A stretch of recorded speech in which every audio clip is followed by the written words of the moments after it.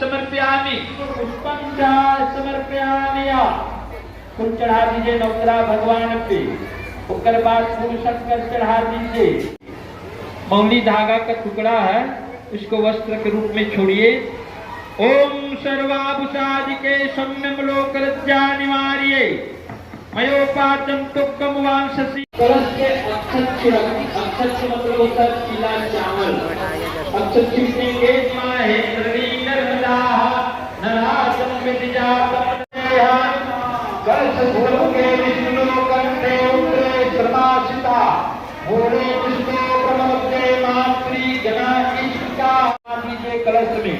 ओम नवज्ञानते ध्यानाचनम जल मुक्त रोशनम हस्ता प्रसन्नारता मोखा रक्त सौभाग्यम सुखवर्धनम समर्पयामि। कलश पे एक कलावा का टुकड़ा छोड़िए, मौली धागा कर दीजिए।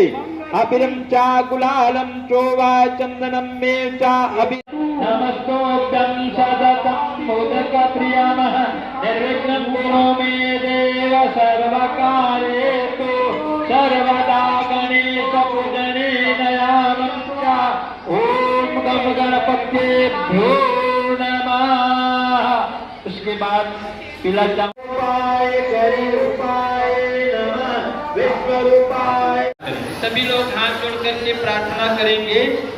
ओम गणनाथाय नमो नमस्ते।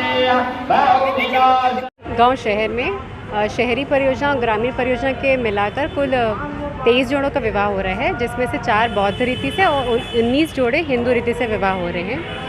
राज्य शासन के जैसे पिछले बार से अभी राशि बढ़ाई गई है, कुछ 50,000 प्रति जोड़ा किया गया है। उसमें कुल 21,000 राशि का चेक कन्या को दिया जा रहा है।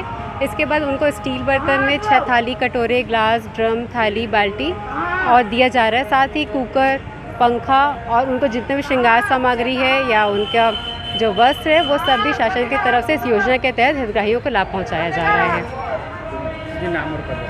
रीना ठाकुर, परियोजना अधिकारी, राजनांदगांव शहर।